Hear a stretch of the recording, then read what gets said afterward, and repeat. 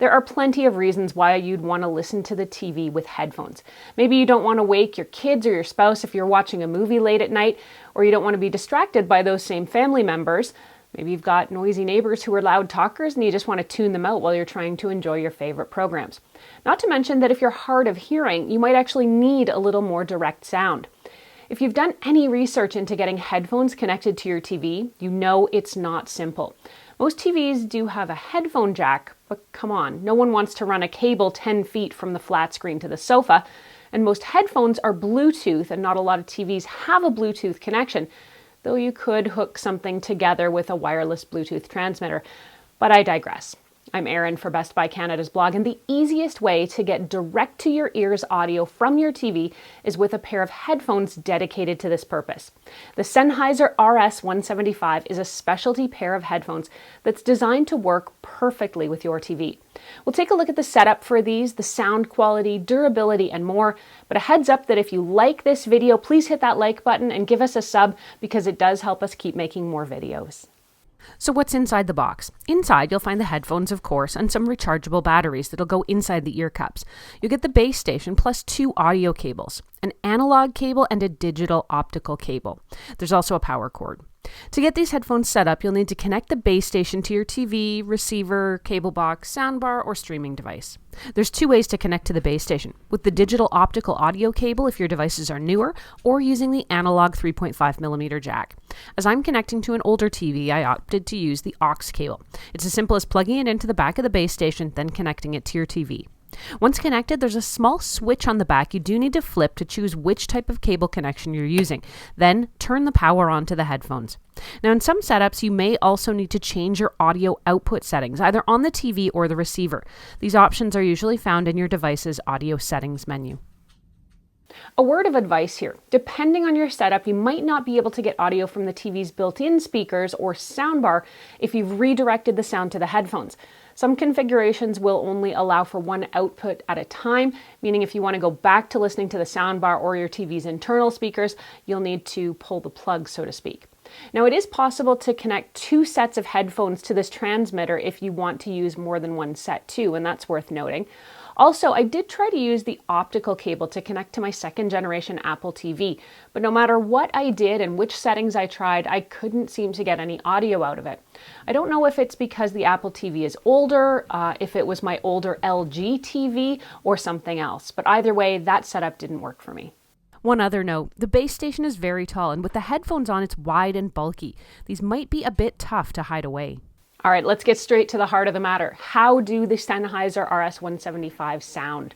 I would say big, bold, and powerful, to put it in a nutshell.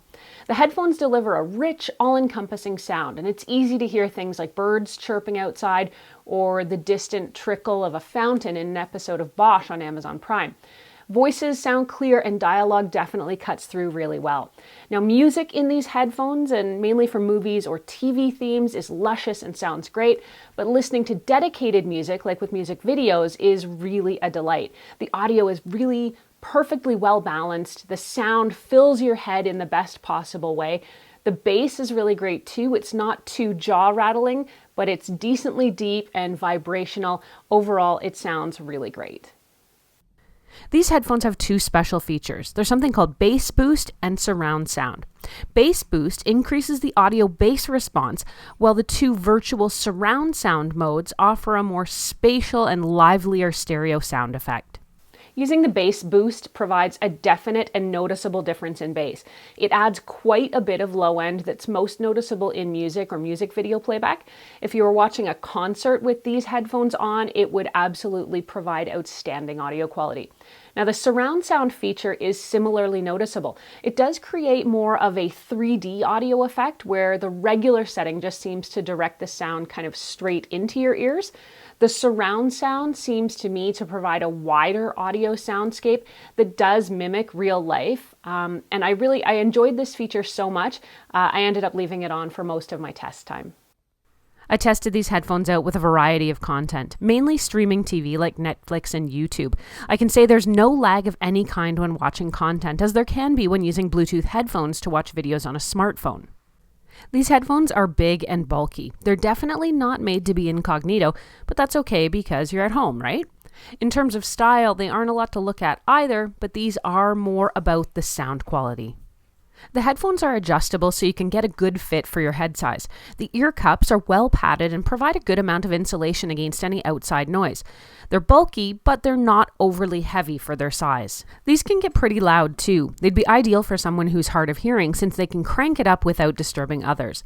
There's controls on the right ear cup as well so you can adjust the volume and other settings without getting up. These headphones take forever to charge up. The initial charge takes about 16 hours. You're supposed to get about 18 hours of listening on a single charge, and provided you put the headphones back on their dock here after you're done with them, in theory, you should never really need to test that timing. I didn't have them long enough to test them out so that I could fully wear the battery out, so I can't say if that number's accurate. But charging after the first power-up takes about 8.5 hours. All day to recharge? Man, that seems excessive in this world of 15-minute fast charging and gadgets that are ready to go in an hour. When I was using the Sennheiser RS 175s, I most often used them directly in front of the TV at a distance of about 10 feet. There were 0 dropouts during my test period when I was using them like this. I tried getting up and walking around my main floor while wearing the headphones, and again, no dropouts, no breakup. You might be wondering if you can use these headphones with other devices. The answer is no. There's no Bluetooth in these headphones, which is really what you'd need to pair with most smartphones or tablets. There's also no physical headphone jack to connect them if you wanted to connect these hardwired to anything. Nope, these are dedicated to TV and video viewing. Overall, if you want great headphones connected to your TV, these are an outstanding choice. They sound great, they're easy to set up, and they have a long-lasting battery. Downsides? The charging time does take forever. I also found it difficult to find a convenient place to stash the base station while still keeping it plugged into AC and the audio connection. I ended up with it awkwardly wedged beside my TV during my test period. These headphones are also quite pricey. They sell for about 379 Canadian dollars, meaning they're pretty much an investment, especially considering they're tied to your TV and your TV only. Overall, if you're looking for durable, comfortable, and reliable headphones for your television that also sound phenomenal, you're definitely going to love the Sennheiser RS 175s. If you want to read more about them, head over to blog.bestbuy.ca where we've got a full write-up posted, and you can ask us any questions you have either there on the blog or as always here on the YouTube channel. If you liked this video and found it helpful, please hit that like button and give us a sub, since it helps us keep making more videos that we hope everyone out there can watch, enjoy, and learn from. I'm Erin. You can catch me on Twitter or Instagram until the next time at ErinLYYC. You can also find me on Facebook at facebook.com/TechGadgetsCanada.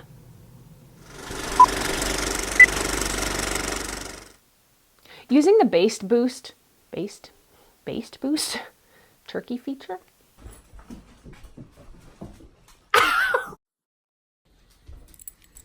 Are you still learning how not to bite people in the ankles?